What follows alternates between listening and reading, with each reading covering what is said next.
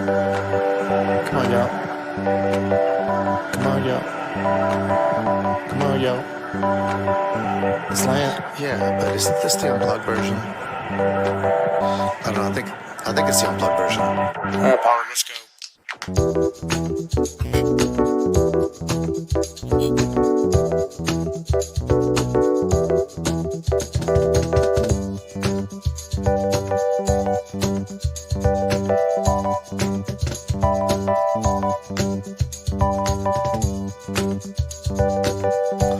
All right, listen, y'all. Just go ahead and let the guest play. Come on, jeez. That's better. Where'd I go?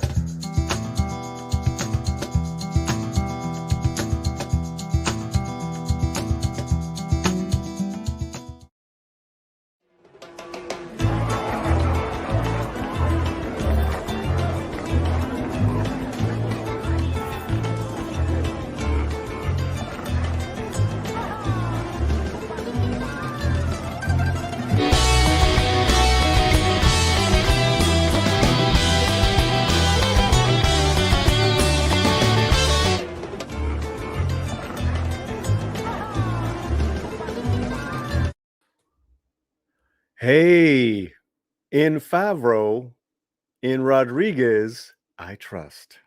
I said it months ago, and I will say it happily and gladly with full humility. In Favreau, in Rodriguez, I trust. My name is Paulie. This is the Latino Slant. This is the Cantina Talk. Let's do this. You guys like that little intro we got? Let's bring my boy on, the great filmmaker, storyteller, Tom Konkle, who I now have met. Yes, we finally actually met in real life. I love that.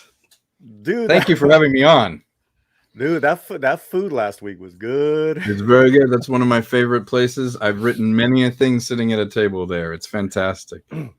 You know, is it pretty chill to where you could do that for hours? Yeah, it is. I mean, it's across from the studio, as you know, and so there's a lot of creative people that come in, and I find a quiet time in the afternoon. The sun is nice, the food is good, so I sit and write and do whatever. And you know, if it's busy, I'll get up and leave so people can be seated. But you know, in the afternoon, it's pretty empty. So spent many an hour writing there, but it was great to see you and Mike and finally talk. Yeah, I'm loading up the photo now as we speak. I love it. But you guys got a quick glimpse of it. Let's just before we let me see. Hey to everybody in the chat too. Good to see you. Yeah. Let's say hello to people in the chat before we get going. We got a lot of people. Mickey Rooney. Oh, we got a bot. Let me see. Is there? Yeah. We got Shooter. Show. Stephanie. Yeah, I think we have okay, another moderator. Just thank you. Mr. MH. Stephanie. The Shooter. Oh, Stephanie. Yeah, that's a badass shirt. I told him that when I saw him. I love this shirt. Yeah, dude, that's like classic. That's classic. Yeah, it is old school. Read by Nature. Hello, Reed. Hello, Lord Reed. Asta. Eldritch. My boy, the Book of Soul Assassin. Book of Soul Assassin. Yeah, and sends 99 cents. I think it's a diamond. She always sends like a diamond or something. Let me double check here.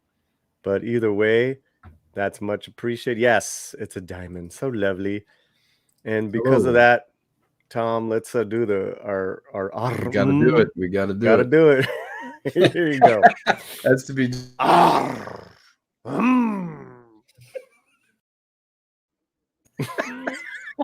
How many takes did that take? Was that the first take? Well, we did that was during a live show. That's fun. Where I just did 3 different levels of I love it.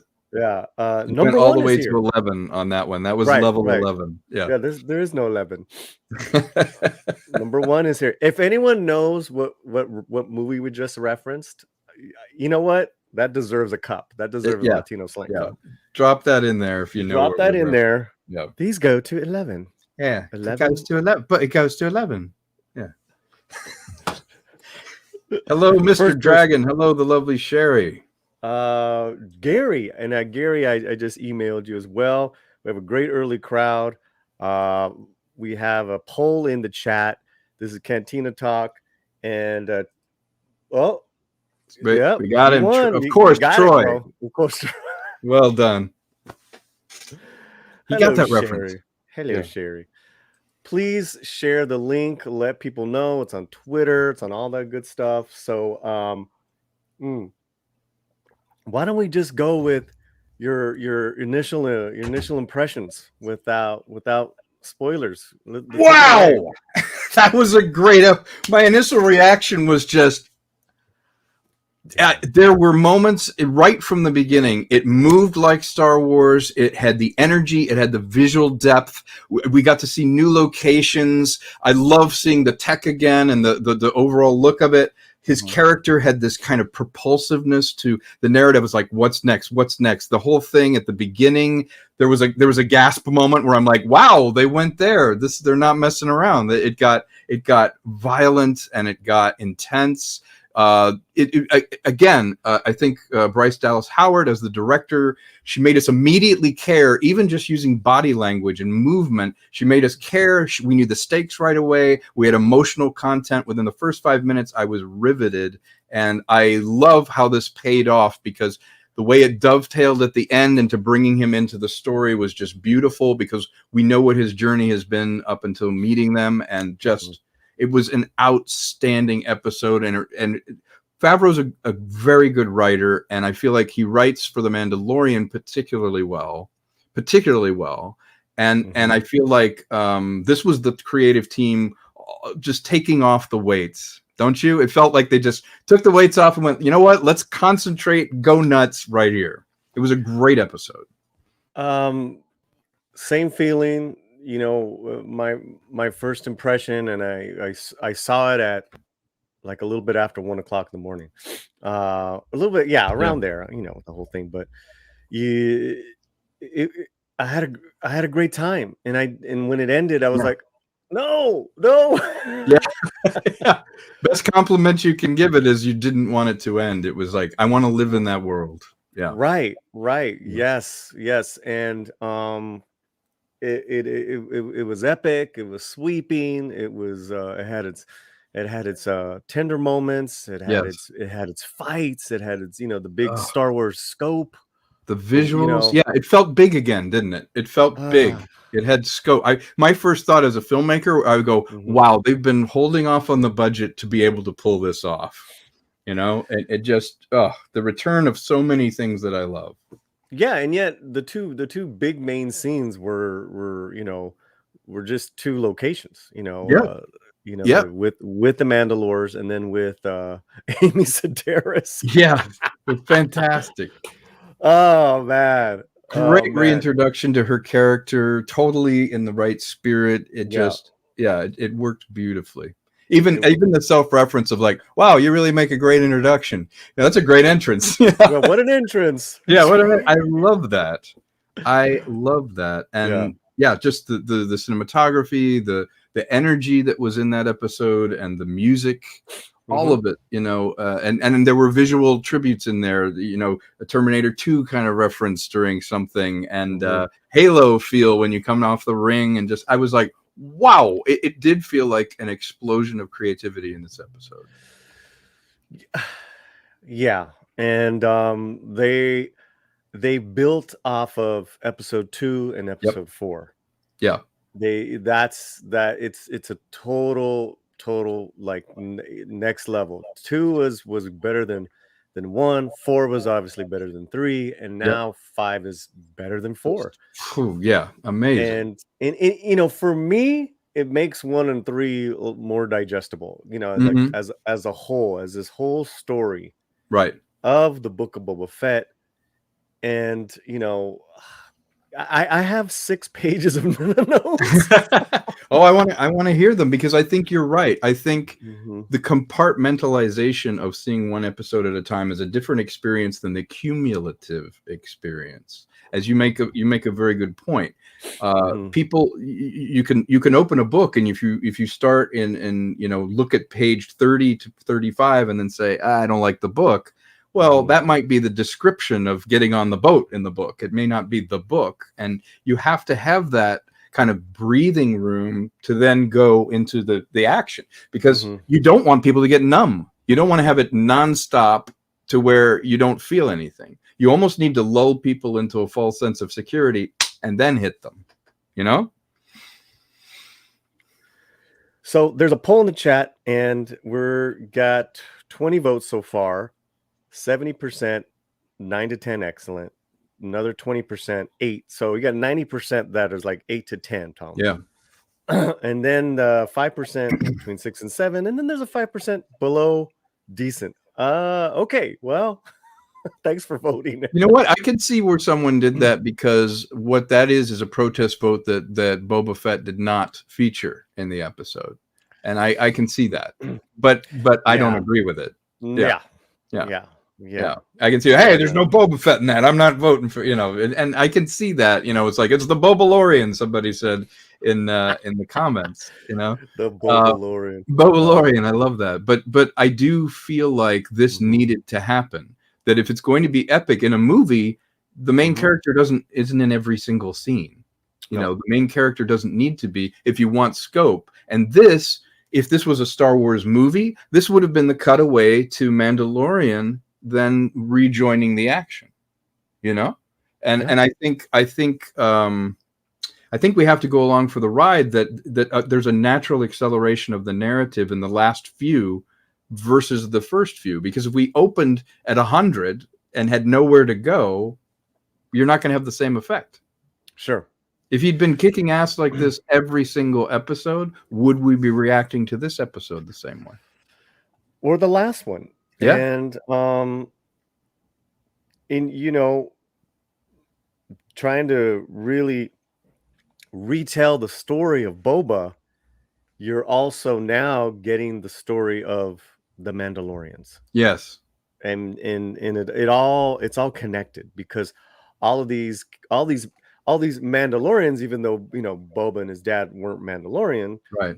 Per se, they all shared screen in the TV show of That's Mandalorian right. season 2, Bo-Katan, and I mean, There's a great moment where, again, Bryce Dallas Howard's directing, body language and tension. Take away the actor's tools, which is the face. She still had that great moment where he gets asked a question and you know exactly what's going through his head. When one other Mandalorian asks him a question and there's like this pause, like, and it's such a great tribute to her as a director. What's great about Bryce Dallas Howard is she gets Star Wars. Like she has the feel for the narrative, the action. Well, she's got the pedigree. Yes. The family pedigree, because her she's taken the they best were probably parts of her with dad. Lucas ever since they were kids. I mean, exactly. Yeah, I mean, you hang out with George. You know what it's like. I'm glad you said that. And and we're still doing non-spoilers, guys. Yeah. Share the link. We're having a great time. I just thought of this, how Bryce is to Star Wars is, and I'm so glad. I it's like, can you please give her a movie? Yeah. She really does deserve one. I'm thinking of Reitman's son to Ghostbusters Afterlife. Exactly. Yeah, man. And think about it. Her dad was in George's movie, was in American Graffiti. She's been around him her whole life. She's absorbed it. It's in her DNA to be able to be comfortable with these characters, to be comfortable with the world. And she knows how it feels to be an actor and give moments to the performances, even the subtleties of, you don't have to take the mask off to really convey. I love that when he's in pain or his body language, all of that, that's the director working with the whole body. And we're still in non-spoilers, but what's wonderful is to slip into these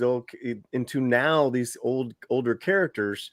Right. they don't need to explain stuff to you, which Exactly. is again why everything works, why it's a buildup. Yeah. Now, because even when you see Fennec at the end of the episode, you feel good about seeing her. Right. And you know why she's there. Yeah, exactly. Oh, You're right. God. The build is important. It's Yeah. you can't be impatient with the build. You can't. There was an off topic question, but I want to point it out that way we can maybe circle back. Real quick, Horror Master. This is off topic, but I know you're a fan of Tom's. Yeah. I see Tom's name in a lot of horror groups on Facebook, and I was wondering if you could talk a little bit about this Phantom. Yeah, I'm moving into the horror film genre. I have a couple of films. One a friend of mine has written, another one called Meth Gator, which is ripped from the headlines. Meth Gators Gator? on meth.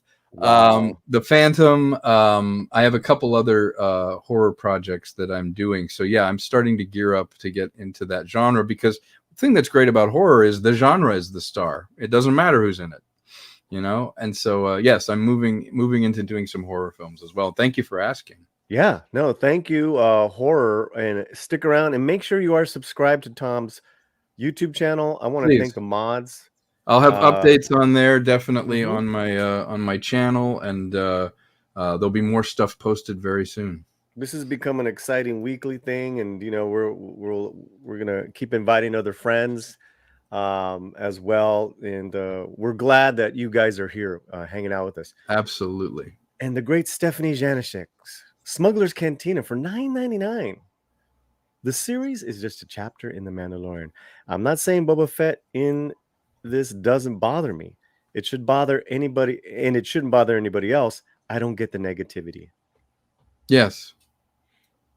I agree with her. I think, Stephanie, you make a great point. I was trying to make this point a few minutes ago, is if it were a movie, would you really freak out if you cut away to another scene with another character? You're like, oh, wait, Luke Skywalker's not in this scene. This has nothing to do with Star Wars. No, you can cut away to another scene and have several scenes, because we want to know the backstory of the character. And then when it intersects with the main story again, you know why they're there. You know the trial that they've been through to be there. We know why he would accept or not accept money for what he's doing, but also why she's there to meet him. So we needed that backstory to care.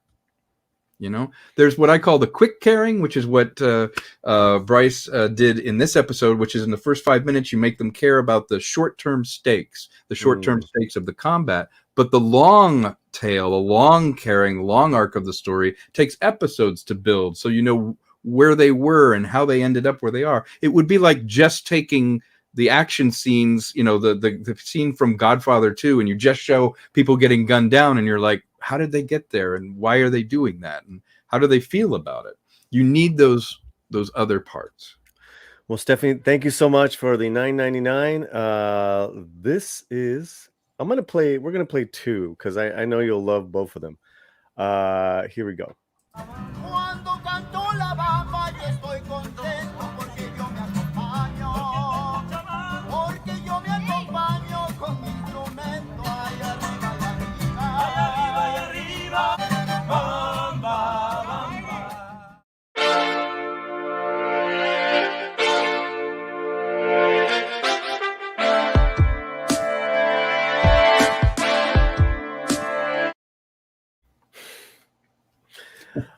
Thank you so much. And we got another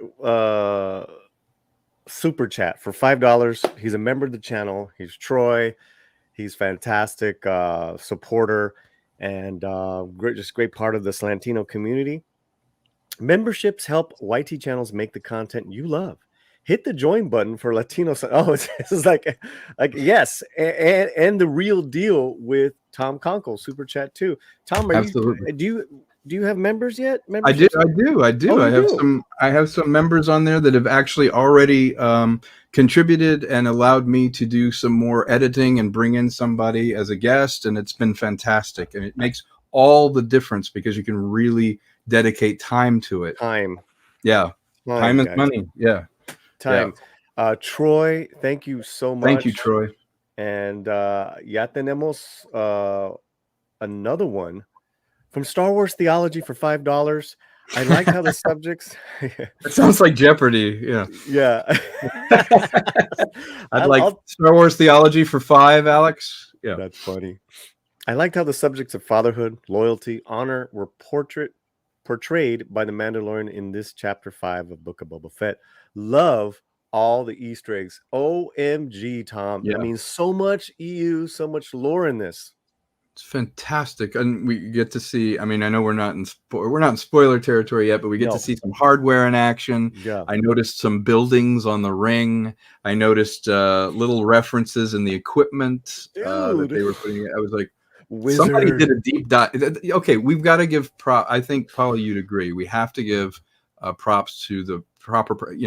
Jon Favreau went in deep and found a way to link all the lore in a fresh way in this episode. He really does understand how to craft a story for this. Tom, yes, and I don't buy into the rhetoric out there that he's phoning in his job. Yeah. That is ridiculous. Yeah. And if anything, he's double downing, and he has been double downing because of all the upheaval at Lucasfilm, but that's another story, Tom. What we're getting, here clearly is some high level entertainment, and it was escapism. Like the last 2 episodes were just so badass. Yeah, it's supposed to be fun, and you know what? I've seen Jon Favreau at a DGA thing. I got to briefly talk to him, meet him. Wow, he can talk on any subject. If it's food, he loves it. If it's Star Wars. If it's Marvel, if it's filmmaking and storytelling, he loves life. This guy doesn't do anything halfway. The reason he is as successful as he is because he gives 100% of what he's doing, and he's genuinely curious and interested. He's not going to phone in something because he's Jon Favreau. He doesn't even have to do the job. He could retire. He's doing it because he wants to do the job. Yeah.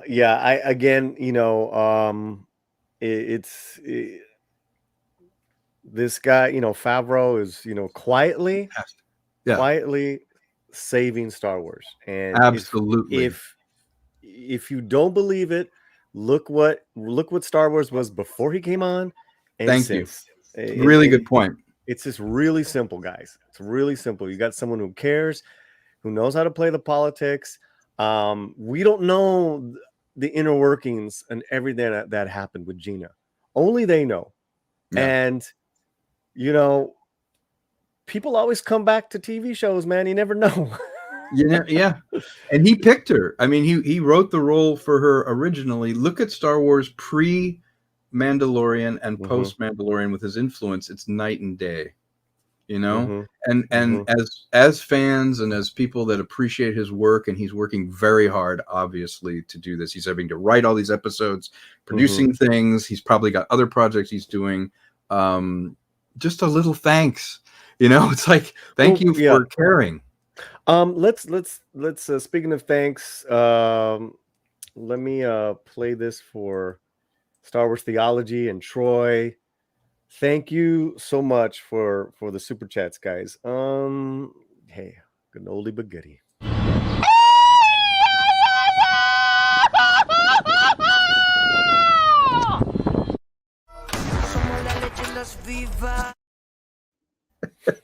You really can't unsee that. You gotta smile, man. Yeah, you gotta smile. And he can almost smile. He's almost got enough teeth to smile. Yeah. Let's smile also too, because last week, as you guys know, we got to have lunch and we all got to meet. I've met Mike, several times. My first time. We've traveled, but our first time together. And I got the photo up and ready. Where's it at? Here we go. There we are. And we were quietly, but causing trouble out in that street. I love it. Yeah, what I love about Mike is his energy. He has no filter, no governor. Nope. And I love, he genuinely enjoys talking about other people, their work, was very moving. He showed up with a DVD of my movie. I had already signed some stuff, but he had my script, the published script. He had the movie, and he could talk at length about it. And when you talk to somebody that's taking a genuine interest in you, you want to take a genuine interest in them. And so I learned about his life and how much he's into producing the YouTube videos and being your friend and with Midnight Edge and everything. But he's just a genuine guy. He's the what they call, the real article. He's the guy. And I love that about him. And that I got to meet you was fantastic because you and I shared a lot of the same opinions, even if they were opposed to some of his opinions. And I kind of already had a shorthand language with you. I was like, yeah, I know exactly how Paulie feels about that right now. And I love that because it's like when you meet someone virtually and they can become a friend and a colleague and someone you respect, like I respect you, meeting in real life is like the icing on the cake, that we happen to live in the same city. We're very lucky that we can meet at all because we've been so isolated the last couple of years. It's great to go out with some guys, hang out, talk about stuff that you love to do. And I really respect what you're doing with this. I was really pleased to meet you. Thank you, man. Likewise. Love your jovial energy. Thank you. And your take, man, and it was a good time. And, Mike is, he's larger than life. He is. He's great. He's larger than life. And, but also too, you got to remember, Mike is highly intelligent. Oh yeah. He's a brilliant man. Like he went to man. Yeah. He went to Stanford, then he went to Oxford just for the hell of it. I mean, yeah, why not? Yeah. God bless Mike, man. Mexican Iron Man. And much respect. And he's a huge fan. Like once he's a fan of yours, like he takes a genuine interest. Yeah. I love that. And we're just taking a second before we go into spoilers because we just wanted to give props to Mexican Iron Man. I hear that he liked episode 5. What? Am I dreaming? He liked it? Amazing. That's right. That's right. In the video. So if we're looking straight on, we're looking at the Disney studios, like Buena Vista complex, all the studios. That's there right. In Burbank. He flipped. He did. He completely flipped off the studio. Stanford. Oh, that's Oxford. right. Yeah. Hey guys, members in the chat, if hit your Mexican Iron Man logo emojis right now. Let's show Mexican Iron Man some mad love. Yeah, he's fantastic. And wow, was I flattered that he knew anything about my movie, let alone watching it 11 times. I'm like, what? Oh God. One less than I've seen it, So I think he's a great guy and an asset for the community that we have here on YouTube of the Midnight Edge and your show and everything. He's a real asset. He really is. Well, thank you guys. Let's get into it, man. Let me I want to hear your notes. What are your thoughts? Yeah, well, let's bring up the image and give me a second. There you are. And we'll bring it up in screen. I just tweeted an image a little while ago of a Mandalorian that I loved this image. I put it up on as a tweet because it's just defining that show. Wow, I got to see it. Can't wait to check it out. It's a great image. Yeah. Okay, so as it's coming up. Yeah, hopefully we can play this. Skip recap. So I have to tell you right off the bat, Paulie, I think having the refreshing look of it. I love this, that you take something that's familiar but different. And I love the fact that they set it in the butcher, it's just, he's a butcher. And what a great entrance with the backlighting. I was thinking, God, whoever directed this just completely, it's surprising. But when you see it, you're like, of course there's a butcher. Yeah. Yeah. It's it's everyone's got to eat, right? Everyone's got. Yeah, everyone's got to eat, and I love how dirtied up it is, and whoever did the art direction on it, it I mean, look at completely these guys. suggested it. Yeah, that guy is class. Even the mask look like butchers. It's just so look at that. Yeah, That is just so iconic. the episode is called "Return of the Mandalorian," and like Return of the Jedi, we know what the Mandalorian is all about. We've gone through 2 seasons of episodes with him. We're invested. He's become a favorite. He's become he's probably, I mean, next to Gina, right? The most popular new characters since Disney took over. I would agree with you. Absolutely. And he's a combination of Han Solo, Obi-Wan, gunslinger. He's early Boba Fett, as a bounty hunter. And just look at that. I mean, it's such a great image. And, the helmet, the design, the look of it, that is just, I can't believe as a filmmaker I'm using this term, because usually iconic requires a lot of time to go by. But I felt like it was both surprising and familiar at the same time. That's just an iconic image. I was like, okay, good, he's back. It felt good to have him back. Felt great. And of course, like you said, is in a meat market, and he's out to pick up a bounty, and he gives those familiar lines, which I think is important, right? Is his first line that he said in his first episode: "I can bring you in warm, I can bring you in cold." In fact, in the first episode, he's introduced with a door opening and silhouette in that as well. So I just saw that yesterday. I just saw, visual referencing. Again, that's Bryce going, I'm throwing down the references. And I mean, symbolism, people are a piece of meat. It's a commodity. They're literally hanging on meat, and he's gonna put the guy away like a piece of meat. Right. And also too, like, this guy is not a nice guy. No. He's an ass. He is a pompous ass. They're not going to ever unionize that butcher shop. Well, you know what? That's funny you say that. So, of course, what the great thing with this fight is that these guys bite him. These guys, the guy, his henchman starts biting his. Oh, I love that. Yeah, he's trying to collect.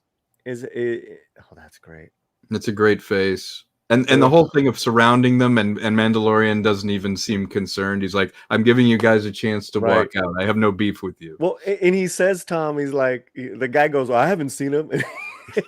Mando puts the image, like, I see him right here. It's fucking you. It's you. I thought that was a great touch, because that doesn't even look like me. You would see that in Carlito's Way, You're like, that's you. It's like, that doesn't even look like me. I love that. That's fantastic. And of course, people in the chat, thank you guys so much for being here. 28 people live in the chat. Keep commenting. We love you. We're in spoilers. And what's great about this fight, besides him just being a complete, amazing fighter. Didn't you think the fight choreography in this was fantastic? Yeah. Oh, yeah. It was perfect. But he wields the dark saber. Yeah. The picture that I tweeted is when he's like, he wields that dark saber, and it's iconic. He's like facing you with that thing. And I love that it requires a discipline to use it, that it isn't just a get out of jail free card. Right. And he's not perfect at it. Scene, he's not perfect, and he actually hurts himself. That's right, which is both symbolic. It's symbolic, but also you're right. It shows he's not a Mary Sue. He's got to learn discipline.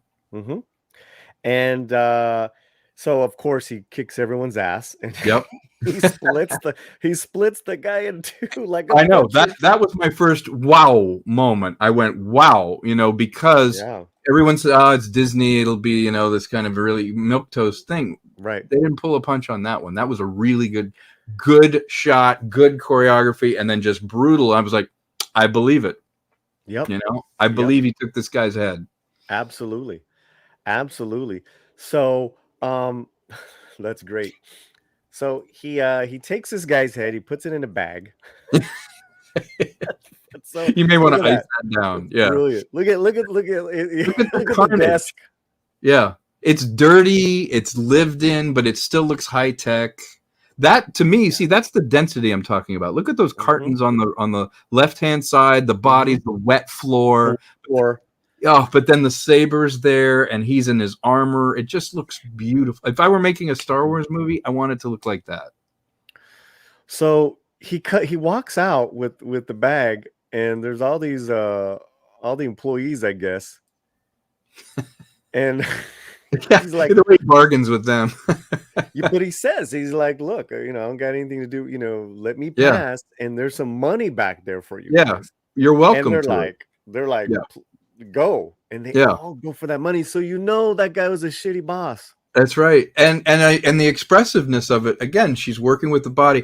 They have their character faces and everything on, but you still know what they're thinking. There's that one guy who goes first, and you can tell he's like, "I'm going. I'm leaving. I'm gonna go get that money." Look at these guys. Those faces are fantastic.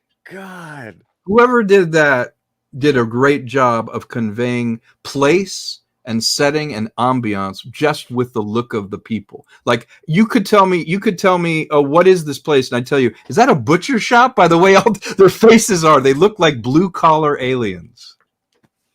Yeah. Those are great blue collar. I love that they had beanies on, like, even their bulldogs or their dogs are cold.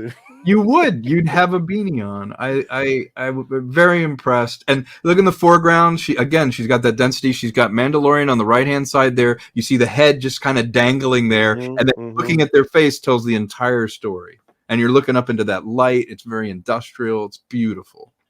These are the kind of shots I've missed. I love shots like that.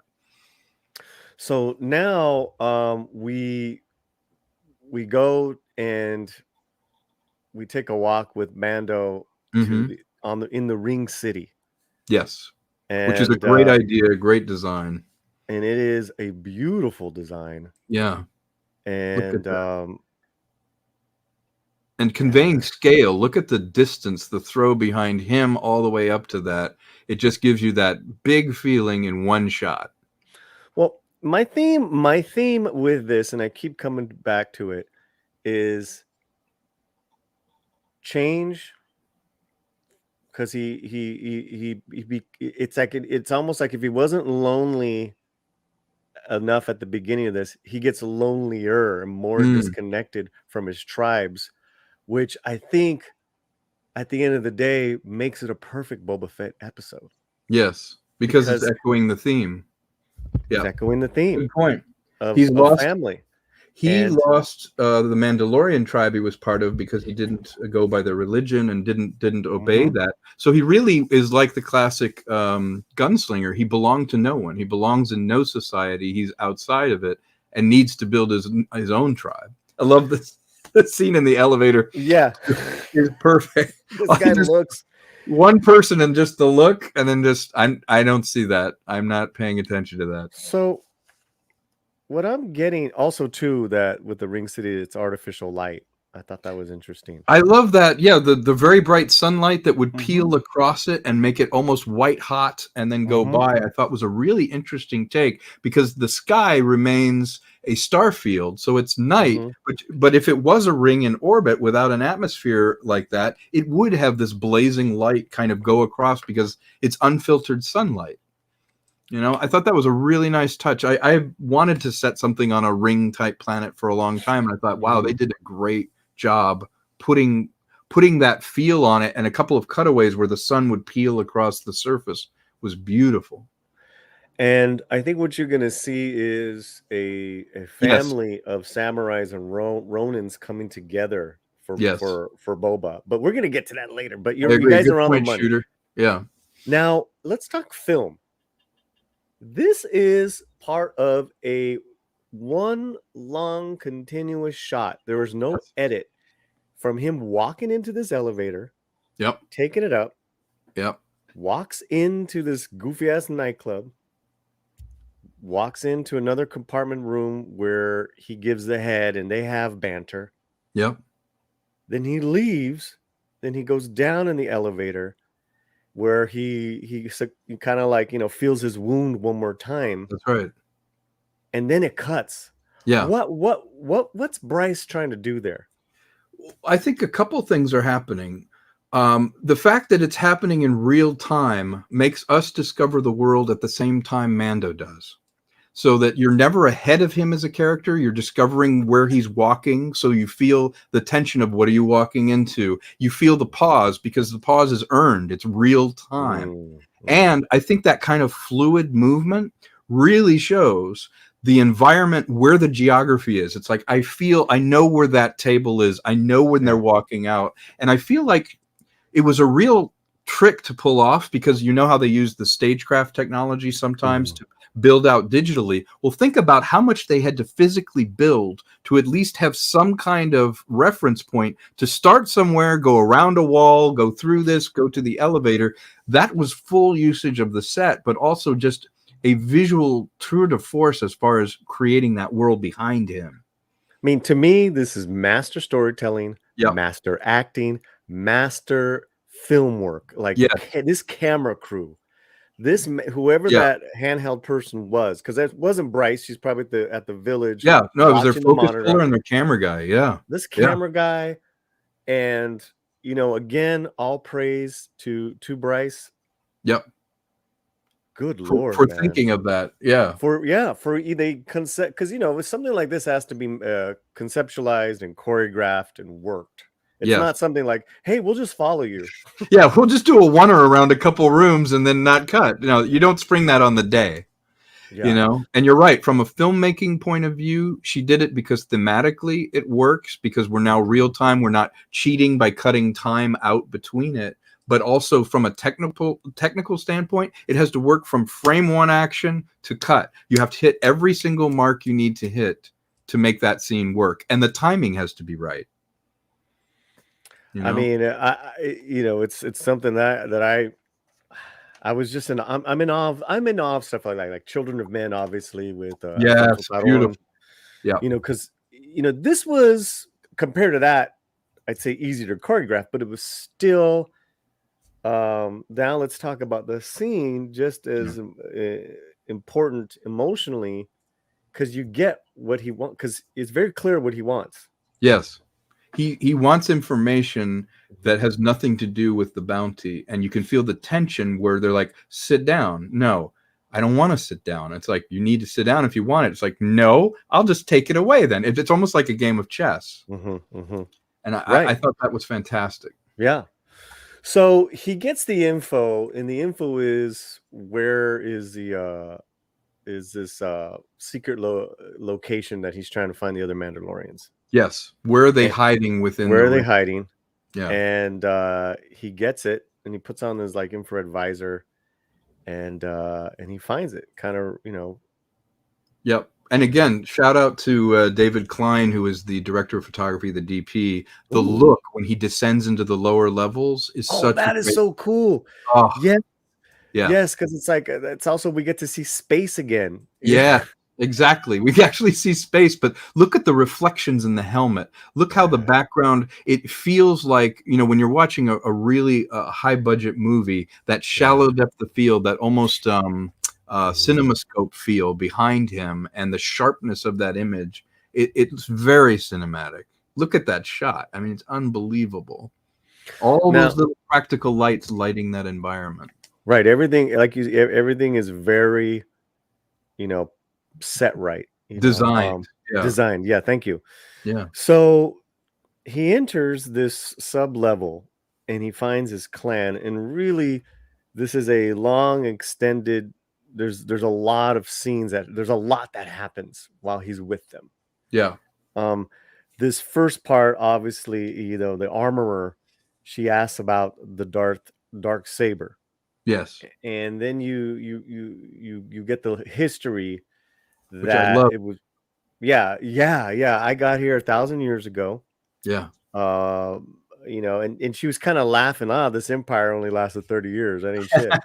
Yeah. To her, it's like, look, in the scale of things, it's nothing. Yeah.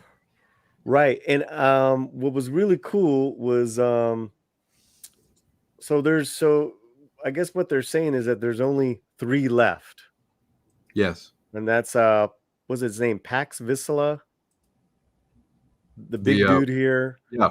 and her, the armorer, and Mando. Armor and Mando, pretty much Yeah. the last of their kind. Yeah. And you get also too that he's a distant relative of the gentleman, of the person that created the Darksaber. Yes. That he has a tribal right is, again, going back to, as you were saying, the previous episodes where tribe was important, history, ancestor, building your own weapon. Boba Fett made his own gaffy stick. Well, now this guy's saying, look, I made this is in my family. This sword belongs to me, not because of merit, but because of blood. Well, that's why, again, to me, this is this is a Boba Fett season 1 episode, because it's basically condensed where Mando gets kicked out of his tribe, and he's so loyal to these guys. Yeah. To a fault. Yeah. To a fault. Yeah. He risks his life to find out where they are. He's wounded. They take care of him. She gives a little bit about Mandalorian history, which I think which has never been done before in Star Wars. Yeah. We never saw what happened, and I love the shot of the ships and taking out, and then there was that almost Terminator 2 Judgment Day shot. Dude. Unbelievable. Dude. It was such a beautiful, quick telling of the mythology of how they were left alone and how they're displaced. And it was really cool how the armorer was like kind of just sitting there, almost Jedi, Yes. monk style. Yes. Just waiting for him to return. Yeah. Yeah. Fantastic. And they asked, how did you get it? And he's like, I defeated Gideon. Yeah. Yes. Yeah. I defeated Moff Gideon. And but she had already said, or the armorer was already says, you're come and join our coven, Okay. And that sword looks amazing. I love the idea of a dark saber. It's a great idea. That was a Filoni idea, right? Dave Filoni? I believe it's Filoni and one of in correct me if I'm wrong. Star Wars theology. Yeah, I think you're right. I think he came up with the show. Correct me in the chat. It's in Clone Wars. Yeah. I think it was first. I assume that was Filoni. Yeah. Yeah. If someone can correct us. One thing we were talking about, the method of shooting and everything. One thing that I read that David Klein said, the DP said, the first place they always went is, what would George do in 1977? And that really informed them about the puppetry or real mechanical effects, or not getting too crazy with camera moves or shaking the camera and doing all this. He's like, how do we start there? We've got a better tool set now, but it's not necessarily more real just because you can do CG or do this. So at the end of the day, it was always he would have moved it like this in 1977. George would have done it this way. And I feel like Bryce did the same thing. She's like, how would George have told the story? And George would have used those very formal scenes where the action plays out in one take in a wide master. You don't have a lot of, fancy cuts and things like that. It just plays very classic. Well, I think you're onto something there, and I want to talk about it when we're done. Talk about the spoilers. Is that the creative team of the Mandoverse, the directorial team as well? Because I think, if anyone, Rodriguez was the new boy coming in, but he's the showrunner on this one, so he's part vision, and he, like we talked about, he did the heavy lifting of 1 and 3. That's right. I'm wondering how much fun he's going to have with the finale. Now that I've seen this, and I even know more where they're going, I think he's going to have a lot of fun with it. We have to get rid of this notion that somehow if Rodriguez is not like directly involved in directing a particular episode, that somehow the creative isn't going through him. This man is his vision as well. When you're show running a show, you are responsible for everything. He is the one who probably reached out to Bryce and said, would you like to direct this episode? Having his confidence in her, you have to give Rodriguez credit where it's due, which is, if he's the exec and he's the showrunner on this particular one, what you're liking, you have to give him credit for as much as you criticize him, and that's important. he just because he didn't direct an episode doesn't mean that he doesn't have an overall say on the show. The next part of this conversation that they have is the Beskar spear. Yes. And the armor is saying, we don't use Beskar as a weapon. It should be for your armor. For defense. Yeah. For defense. So he immediately offers it up. And again, it goes back to his loyalty for his religion of this sect of Mandalorian.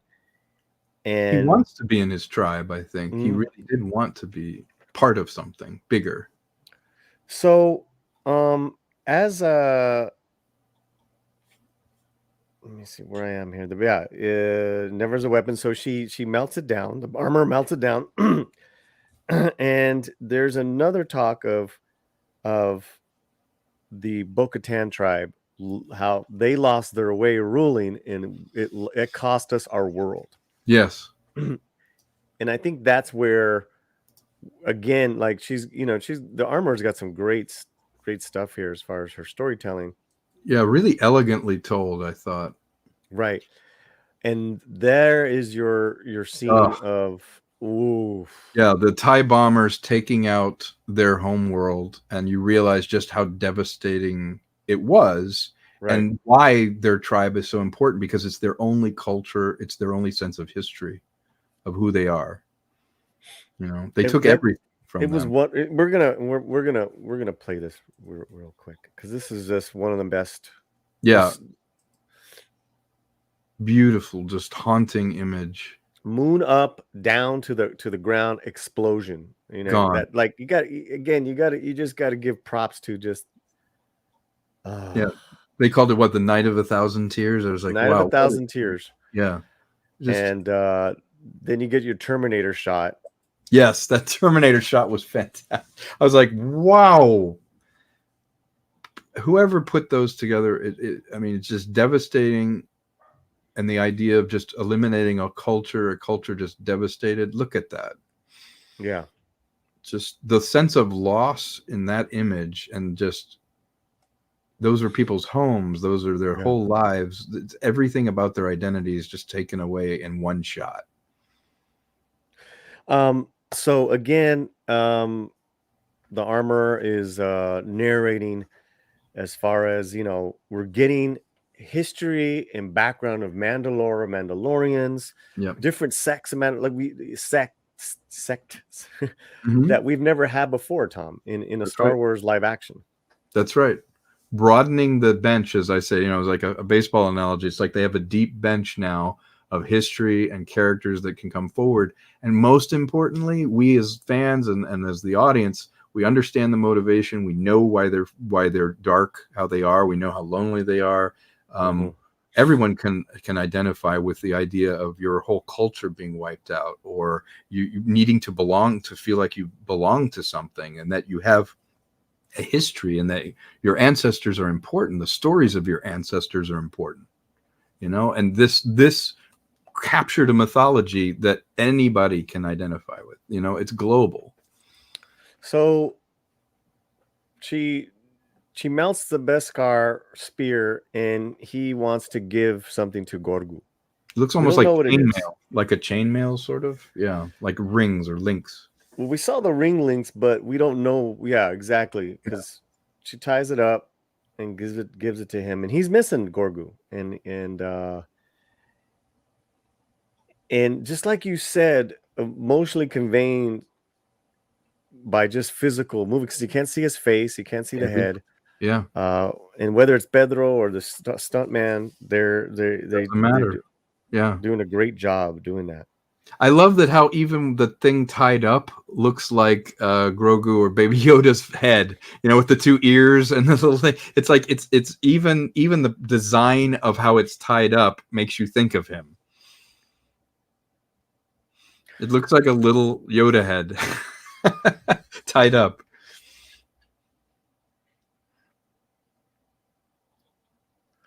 Okay, I don't know what's going on in the chat, but just feel free to give your opinions. Just be civil, and everyone's welcome. So, here we talk, which hasn't been done, is her knowledge of the Jedis. The Yes. armor gives more knowledge about the Jedis from an outside perspective. And I know there's history with Mandalorians and Jedis. Mhm. So she was saying that they use the Force, and their thing is no attachments. And he's and Din Djarin was saying that's the opposite of us. Right. And It I is thought that was philosophically. interesting. Yeah, they're both very stoic as a society. They're very much stoicism. But yes, one has a deep attachment, and the lore and weapons are their religion, and the tribal identification and caring are everything, versus the Jedi, which are much more Zen Buddhist, kind of not of the material world, and just using what is around them. The saber is respected, but it's not an attachment. It's not who they are. And I think that they established that really well. I love the term, bringing up the wizards, bringing up that term again, as how they see each other is really kind of interesting to me. From an anthropological, sort of social interaction way, I think that's really what makes Star Wars interesting to me. It is a bunch of tribes. It's a bunch of cultures all clashing together, because in war, you have different societies that wouldn't normally interact, have to get together for some common cause. And in this case, they're getting together for common cause. So we go into cyber training, the dark saber training, not cyber training, saber training. And she dropped so much great intelligence. Yes. You're fighting against the blade. It will win. It'll win if you fight against it. Yep. Which is very much, kind of how he's, you could say these little motifs of how he's lived his life, so to speak. Sometimes that's true. Yeah, there's a philosophy. And the fact that it's a feeling thing, and it vibes off of you. So maybe he's distracted by missing Grogu. So I think that's really interesting. Yeah, and you're right. They're touching the idea of a man feeling more connected because he was like a father. There's nothing wrong with that. We don't ever explore like healthy father-son relation, or male bonding, needing to belong to something, that a warrior can only be alone so long. He needs something to fight for. And I do like that he's not just a mechanical guy going from one thing to the next, but he's like, you know what? I miss that little guy. And anyone that's ever been a father or had a kid that they cared about or took care of or whatever, volunteer to take care of a kid, you miss those kids when they're gone. You miss them when they grow up, or you miss them if they go away. It's a very masculine thing to be like, I miss that, caring and being bonded, or have something to fight for. His character became much more focused when he had that character to rescue, or he at first was like, it's a commodity. I'm going to move him from one place to the other. And then dang, I started caring about it. And now we're seeing him be willing to at least admit, it's like, I miss him. I want to check on him. I feel stewardship. That's the word I'm trying to think of. He has stewardship over this character, this kid. This is interesting. Yeah. Daryl's throwing it out that it's chainmail armor. I thought so too. It seemed like they were making rings, which would a light chainmail would be interesting. Yeah. That is very interesting. Goodbye, Shooter. Thanks for joining us in here. All right, man. Thank you so much. Thank you. So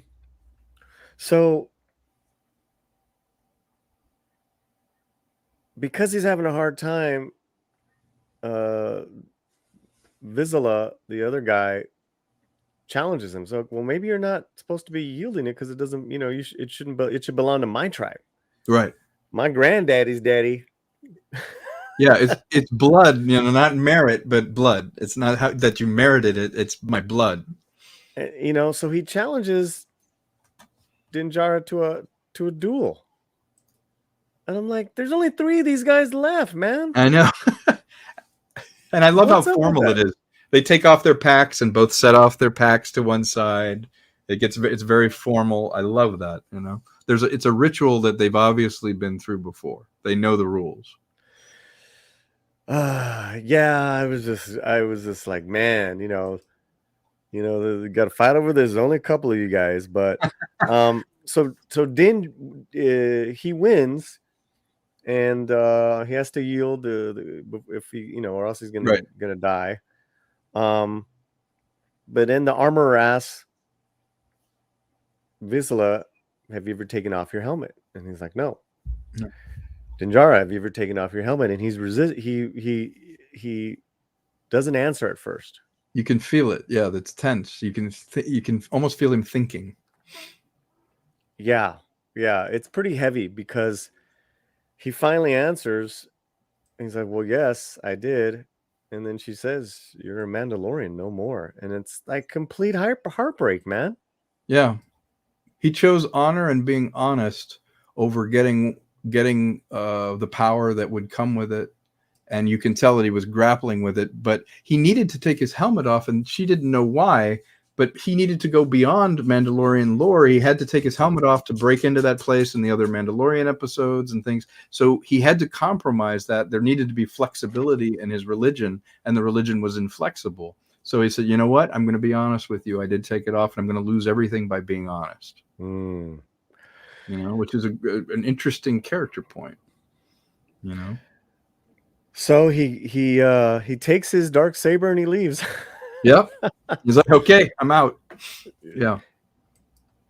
And then the next thing which kind of sucks, but then the next thing we see, he's going to fly commercial. I love that. Yeah, and I love how clean it was when you go in the ship. It's like, oh, okay, they cleaned this place up a little bit. So there he is, putting all his stuff away because he has to. No weapons on board. Yeah. So it's kind of one of my favorite lines, which was, "I know everything that's in there." Yeah, I know. This is my religion. That's right. Yeah. Don't mess with my luggage. Yeah. I love that he puts the darksaber, which is probably one of the most prized things in the galaxy, puts it into that case and kind of trusts the luggage handlers to take care of it. I love that. But it's like the last thing he puts in there. Yeah. So really, I'm getting, from his trip, you don't know where he's headed yet, but there's a kid, Rodidian. I'm sorry if I'm getting that wrong. Yep. Which just makes him think probably about Grogu is even more. Looking at again, though, Paulie, look at the density, what Bryce did and the DP did. Just in that one shot to evoke it, just the droid passing out of focus in the foreground with the right sound, the sound of the droid going by, it puts you exactly where you need to be, even though you're just looking at him sitting in a seat. It's such a great, there's the shot, and then it gives you a little bit of visual information right there going through. That's all you need. You're like, okay, I know exactly where we are. What is that? What is so why did they do that? Because two things. For the narrative, you would have a droid going around giving out, they would be the stewardess or steward who's doing it. But the reason you do it is it's a visual shorthand. The sound of the droid passing, puts you in the movement of a very still shot looking out a window. He could be in a building in this shot. You wouldn't know where he was. So without having to show the entire interior of the ship, you show that and you imply a world exists outside the frame. So the reason you always do that is you wipe the frame. Okay, so the camera it does a close up going in slowly. Yes. Then behind, so behind him you see space moving outside the window. Yep. But it is a window, so you see the glare first. Then you see the robot pass in front of us. Beautiful. Yeah. I mean, he might as well be like, a soldier on his way back, Yeah, returning from a war. Yeah. Something where he's just defeated. He's just like Rodian. He's not a Mandalorian anymore. Sorry, Rodian. Yeah. You can get all these names right. For $4.99. For me, episode demonstrates that the intrigue for Mando and Boba is still there. I'm so excited about what they will reveal next. Absolutely. Thank you. Thank you for another super chat. And she's also a member of the channel. Let's triple it up. and you get a few gritos. Here we go. Arr. Mm. Noise. Arr. Mm. Hey, do a mariachi one.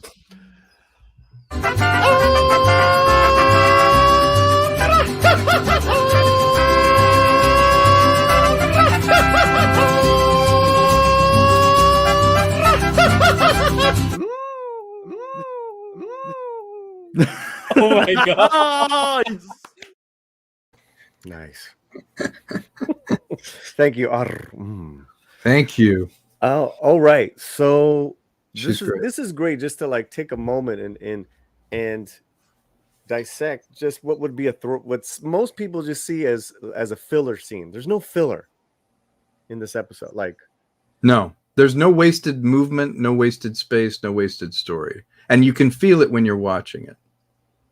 Yeah, that's a great point. Yeah, that's great. That's great. And he arrives. And it is really cool that we were back in space. We were, yes. All that because we were like Tatooine too long. It felt like a breath of fresh air just to for the eye and for the feeling of it. It needed scope. By the way, I thought the guys did a great job, whoever the VFX artists were. That landing and just those simple shots around there, that is, of course, movie quality, but really nice movement like that shot right there, beautifully composed. Well, because it's like taking the familiar. I haven't seen that ship design before either. Yeah, well, it was in the episode I'm not before familiar where the Pikes with that were ship. coming on. Yeah, when the Pikes were coming on. So, anyways, he goes to our favorite kooky mechanic. Yeah, she's a great character, and the fact that they make her so proficient at the mechanical, and yet the physical world seems to not be her enemy. Keely Motto is her name, played by Amy Sedaris, and she's got coward droids who the droids won't go after whatever rodents and things are under there. I have to say, man, her comedy I thought was a lot more on point this episode. Yes. I was just like, she's charming, and again, the world seemed to be against her. She's at her best when she's doing something mechanical and putting things together, but she's completely believable. You would imagine meeting this woman somewhere in Montana working on pickup trucks, and she's like, "Oh, that's a really good carburetor you got there." I mean, I fell in love with her more this episode, and I know she's been in a couple episodes already, but again, this begins a long extended scene which has so much payoff. Yeah. So he's basically looking for a new ship. Yeah. And she's got a new ship. Yeah, but it's something not a she thought he would like. Yeah. Right. And it's something that we know very well. Yeah. Really interesting call to the lore, and the minute I saw it, I was like, of course, he's in amazing. that ship from the original designs from episode 1. It was absolutely amazing. Yeah. It was absolutely amazing. And it's a Royal Starfighter. Yes. Where she drops the name of Queen of Naboo. Yes. She talks about the Galactic Republic. She talks about pre-Empire times. I mean, she's dropping a lot of background as well, but they're moving in present time. They're like she's like trying to sell him on this car, so to speak. Yeah, exactly. And I love one of the things I really resonated with is when she said, "Look, it's not just put together by droids. This is handcrafted. His armor is handcrafted. It's a very Mandalorian thing to handcraft things." So she thought in her mind, well, this is a perfect fit for you because this isn't a machined thing. This is a machine that is made with craftsmanship, that is hands-on. It's custom. And he's like, what the hell? Yeah, it's like, you want me to fly in that thing? Right. Yeah, it's great. At first, I was even startled by the scale because it seems small compared to, the Razor that he used to have. Sure. And but once I saw it assembled, I was like, of course, that's all he needs. Because in the other one, he used to sleep in his ship, but in this one, he's not going to be sleeping in the ship. Right. And also to that language of this piece of junk that goes Yeah. all the way back to the first Star Wars. To the Falcon. Yeah. To the It's like, Falcon. you expect me to fly in that thing? Yeah, I love that. And I love that he's paying for it, but she hands him a giant wrench like, are you going to work on it or what? You know, not only do you have to buy it, but you have to make it with me. Which is great. It goes into a montage of them fixing Fixing it up and working on it, crafting. She says, you know, I dated a Jawa. I can get you anything. They're quite furry. I mean, God darn it. That was so funny, man. I know. And it was so offhanded. She's like, wow, there's something going on there. They're really furry. It was so weird. It was like, and you know what? I utterly believe that she did, because she's probably like, you know what? You've been bringing me a lot of parts. Let's go out on a date, you know? It's just so freaky looking. I love it. Yeah, it's great. That It hair. looks nothing like her in real life, too. She really disappeared into that character. She looks nothing like that. Oh, God. That's fantastic. Oh, here are the Jawas. Oh, God. That's good. Yeah, this is a montage of them fixing it. He's it's like fixing up the hot rod. Well, and I got hot rod. That's what I wrote down. He buffers out that yellow, which is the old. Yep. And makes it his own. He makes it resembles his own silver armor. Yep, exactly. And we see the technology right down to the dashboard is an echo from the prequels. Phantom Menace. Yeah, it really nicely observed. The art team, the design team on this thing. They actually care. And little touches like the little rodent or the lizard, popping out. Well, they've been living in the cruiser because it's been there. A junkyard. It's a piece of junk they got from the junkyard.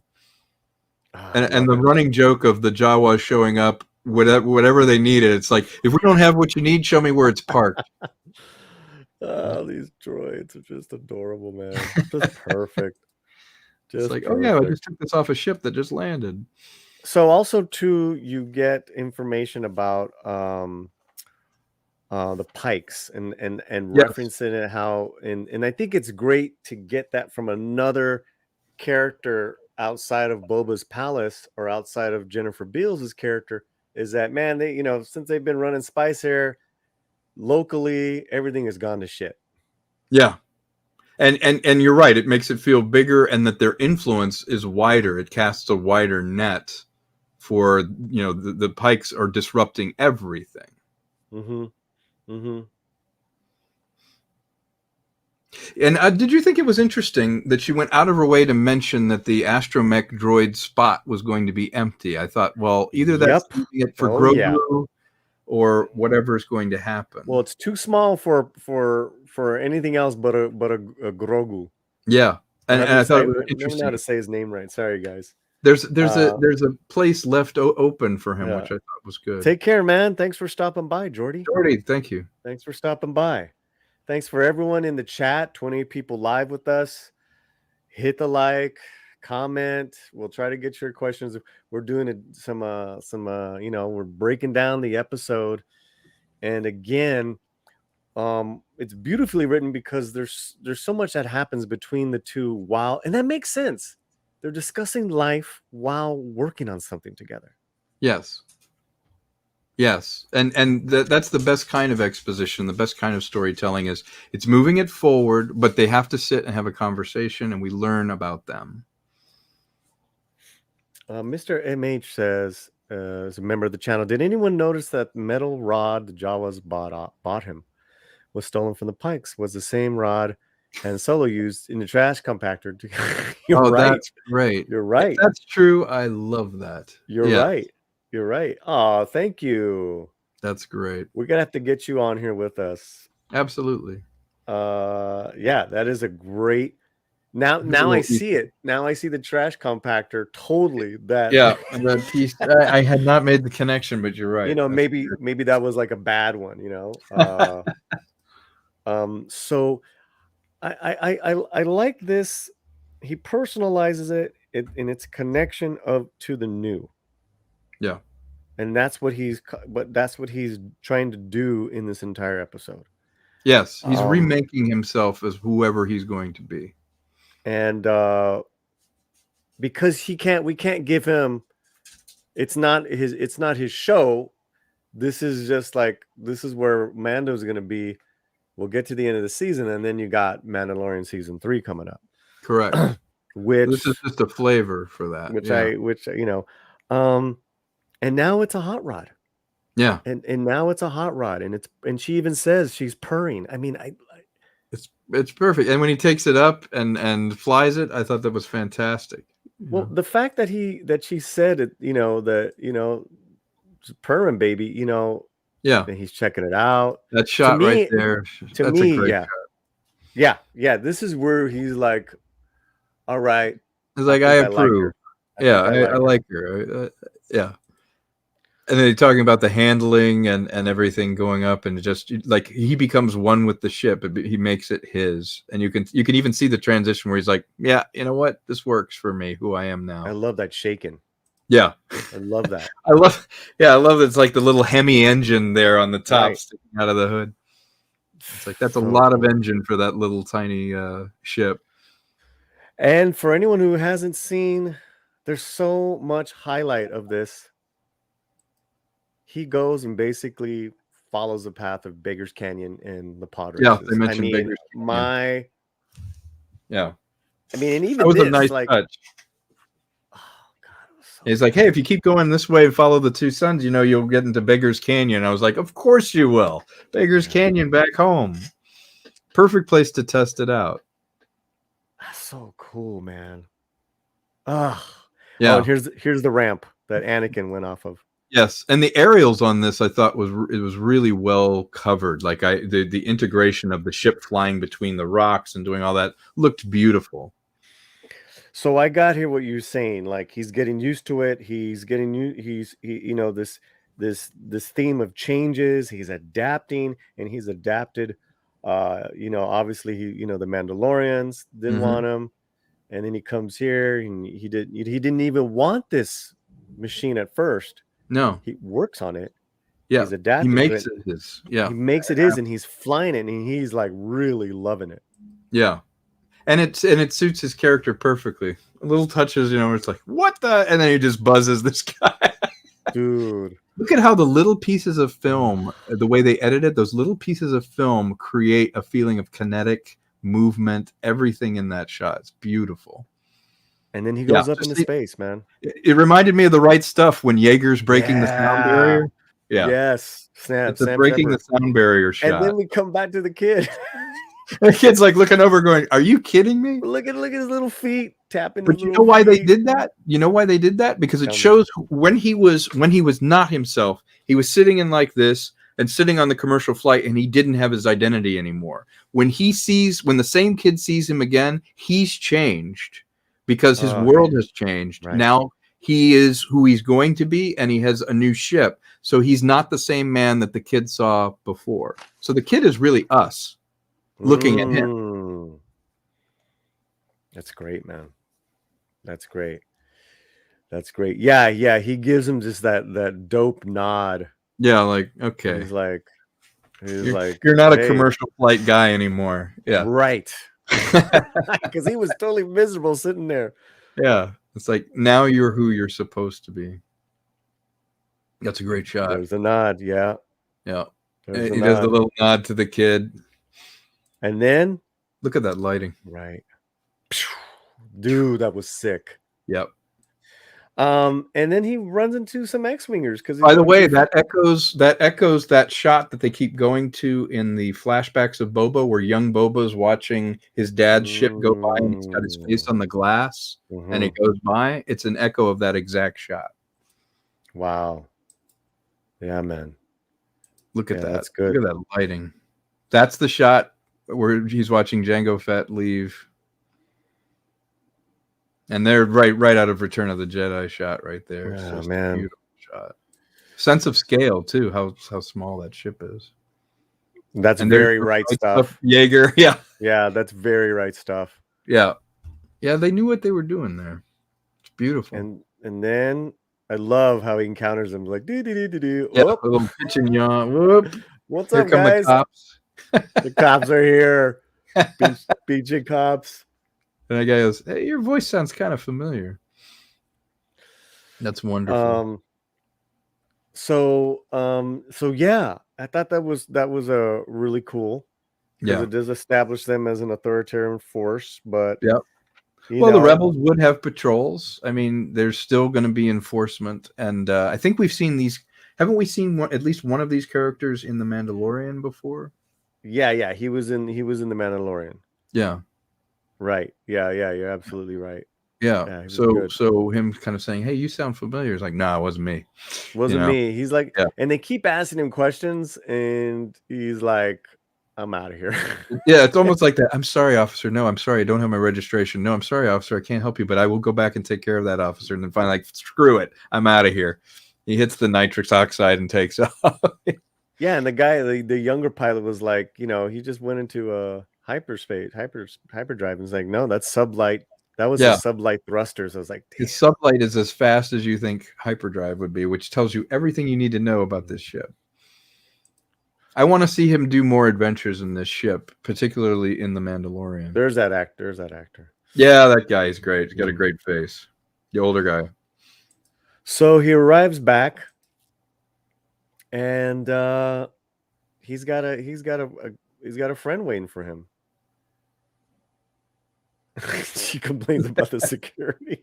And I just love the way she swoops on in. Yep. So just like, hey, I've been waiting.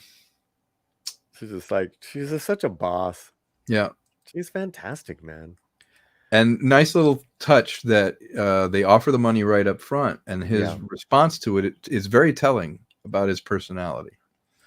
Right. So he thinks it's a bounty. He's like, no, we need muscle. And he's like, Boba Fett? And she's like, yeah. And he's like, this one's on the house. And that was just like, wow. Boba Fett bailed him out when he needed him. There's that loyalty. He's going to join a new tribe. So here's where he says, before I do that, though, I want to go visit a little friend. I love that. The episode ends, and I was totally like, why did it end? Yeah. The best compliment you can say is when you go, no, don't end. Yeah. I don't want it to be over. And just totally impressive scene, impressive episode.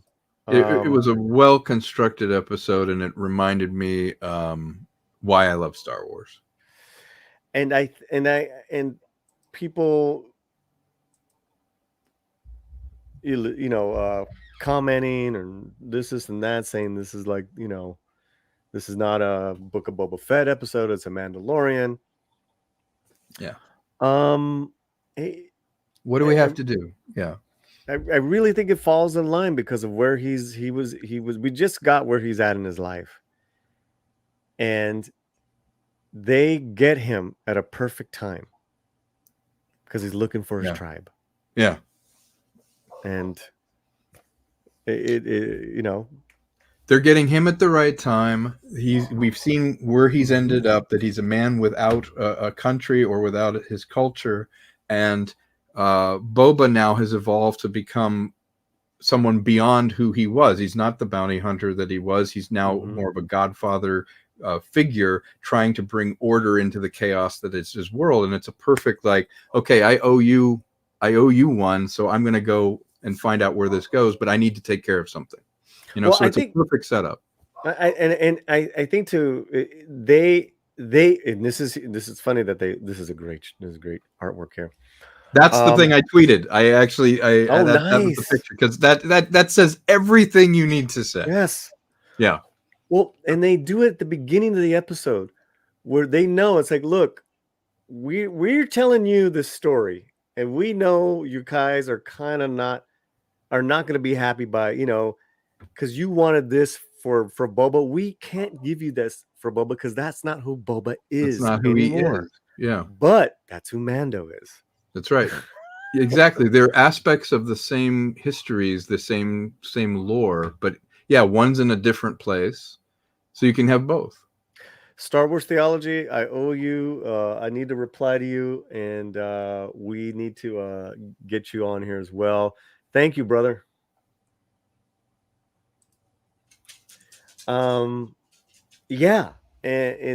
it's it's fantastic. It's Yeah. fantastic. I think the themes of you know, finding your tribe, it's like from episode 1. From Yep. chapter 1 till now. That's what it's been with these characters. All of them. All of them. Finnick, Boba, Mando now. Yep. You know, because we hadn't seen him since he gave up the kid. That's right. That's And- right. And imagine this team with the Wookiee and with Mandalorian, and Mhm. I mean, just it's gonna be interesting. Right. So we got Boba, Fennec, Mando, Black, Right? maybe Gorgu with the dark saber. Can you imagine? Yeah. Oh man. We'll talk about that. And then we got the Gamorrean guards, and then the monsters. I think the monsters are going to be collateral damage. Yeah, they're gonna be collateral damage. Yeah. But yeah, Boba is building that family. Yeah. And and to give Mando his own episode, it was a perfect choice. It was a just brilliant choice, I feel. I agree with you. And it feels like putting the band together, and we needed to spend some time with Mando. We couldn't just have him walk in and, go, okay, I'll take the job. We needed to see his progression. Have a good workout, Steph. Thank you for being a part of this. Thank you, Stephanie. Pleasure. Thank you. So I think it's interesting because, we can only theorize about what's going to happen next. Obviously we know it's going to be war. Yeah. And we don't know how much time is going to be spent, but we can also maybe assume that we're going to see Luke, we're going to see Han Solo. I think so. Because they're like really getting close now to the spheres of their world of what's going on. I think you're right. I would love it actually if you ran into Han and Chewie in universe here. It would actually make complete sense to me. Because we don't know what happened after Jedi with them and this moment, and so certainly having shot Indy, they have all the digital assets they need to do an age appropriate Han portrayed by Harrison. Because I know they've been scanning stuff in, and they've even hired the deepfake guy from YouTube. But they've been building a database of scans of Harrison for a year. So it's not inconceivable that somebody like Rodriguez or Filoni could go, listen, you have the asset right now. You have his scans. We want to have Han Solo. Can we do this? I can see it working. Now, okay. It's Tatooine. What if Luke comes and fights with them? That'd be amazing. Can you imagine? Yeah, absolutely. Because he says, well, if you're going to take Grogu and you're going to Tatooine, I'm coming some with shit you. Going down. Yeah. You know what? I have an emotional tie to Tatooine. That's my right. home. That's right. That's my birth. That's where I grew up. That's his birthright. Yeah, exactly. Let me go fight with you. Yeah. That would be off the hook. In the chat? Did we get any chills there? Because I got chills in this episode. If they could make it, emotionally pay off, where in the act of going to check on, Grogu, who he cares about, Luke goes, well, what's up? And perhaps I should come as an observer, and then have that whole conflagration of cleaning up Tatooine and creating order out of chaos would be amazing, with some of the original characters reuniting.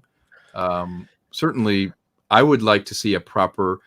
I still think, and maybe you disagree, but I think the biggest missed opportunity in the sequel trilogy that Disney did is never uniting the characters again. That you never got to see all three of them in the same place. You never really got to see them play together. I feel like this is one last chance to do it right. Well, first of all, I completely agree with you.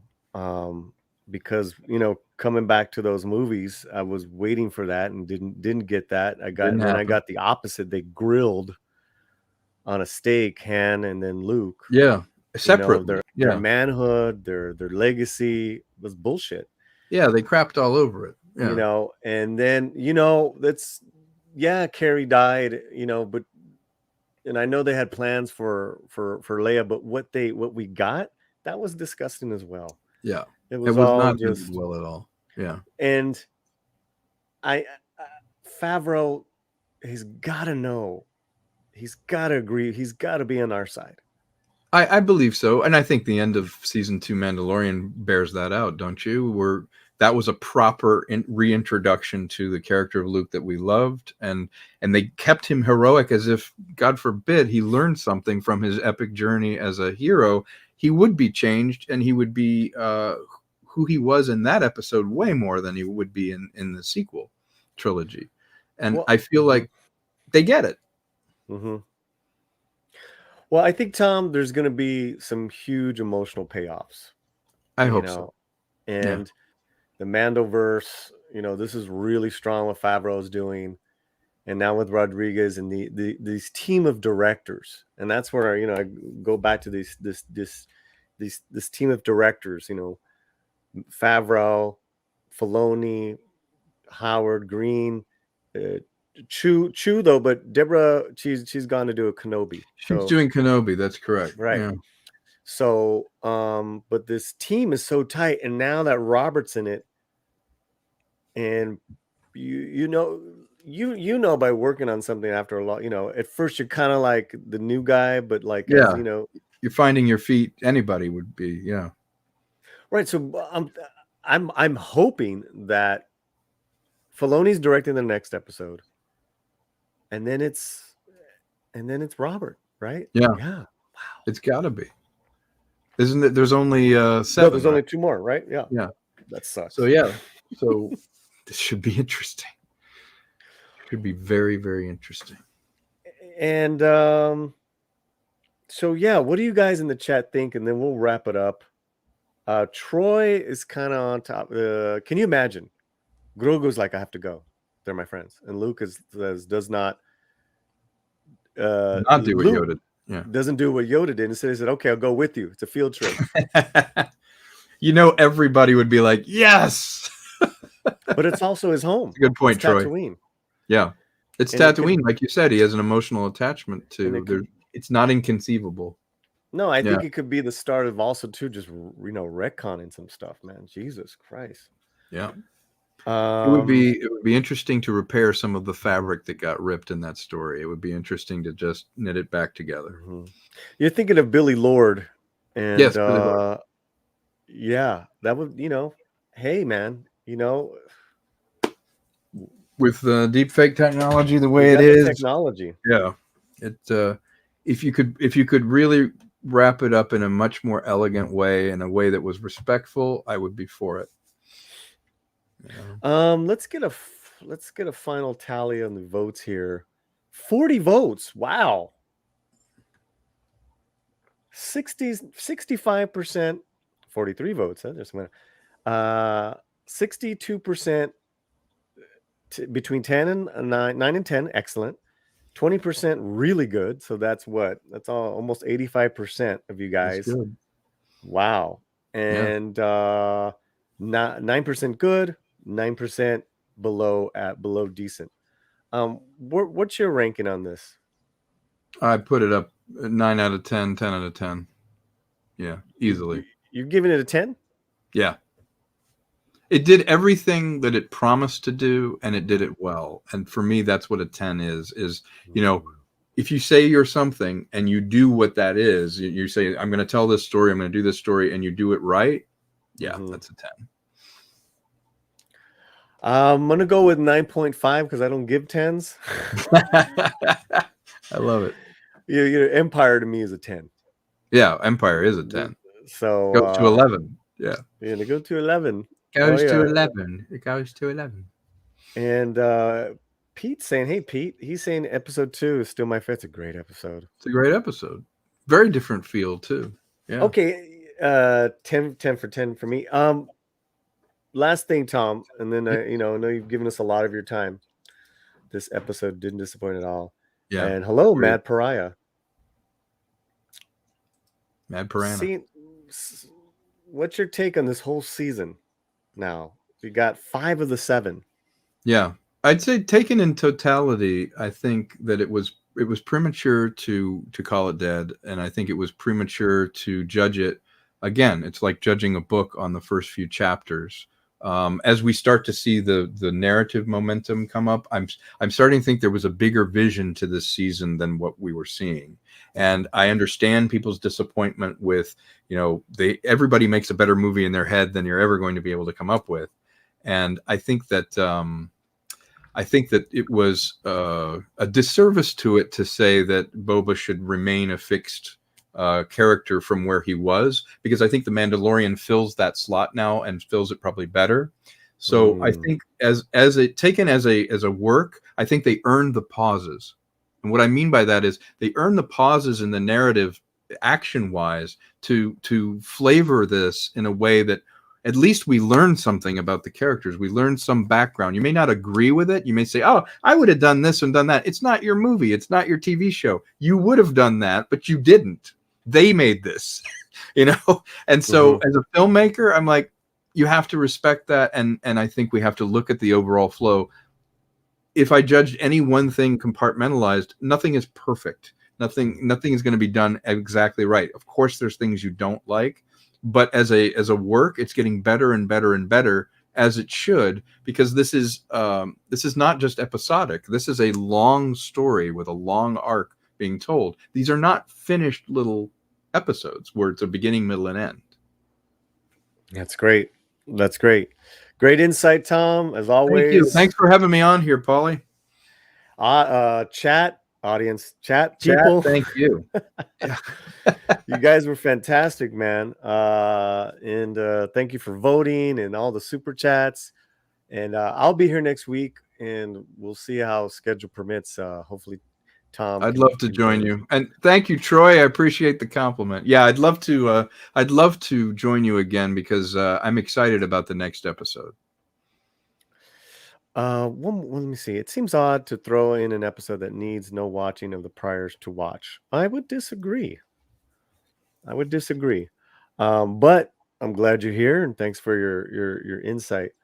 Yeah, people are saying that. I think it's interesting, but I don't think it would. Definitely don't think it would have the weight if it was just by itself. Yes, and I think, again, we got to think about this like it's a big long form movie. You wouldn't get upset that you cut away for, you know, a scene on board the Death Star with Darth Vader and Tarkin, and then go, why isn't Luke in this scene?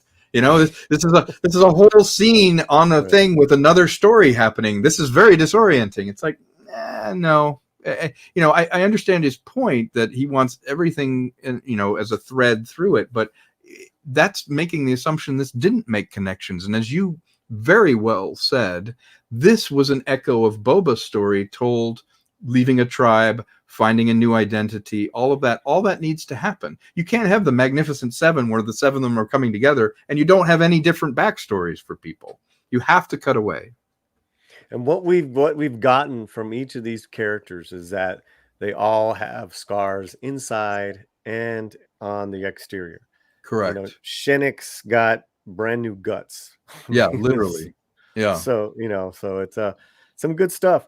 All right, we're out of here, guys. We'll see you next time. Everybody.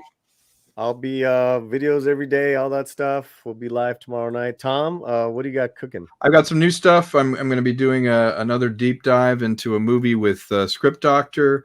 I'm going to put up a couple little clips from my own movie and talk about them a little bit. And I have a Star Wars Darth Vader crowdfunding the Death Star that I'm going to be putting up that has a little kind of a fun 2-minute thing that we shot that should be a lot of fun. Awesome. Please remember to subscribe to our channels and keep in touch with us. And you guys have a great rest of your day. I'm going to go watch it again. Absolutely.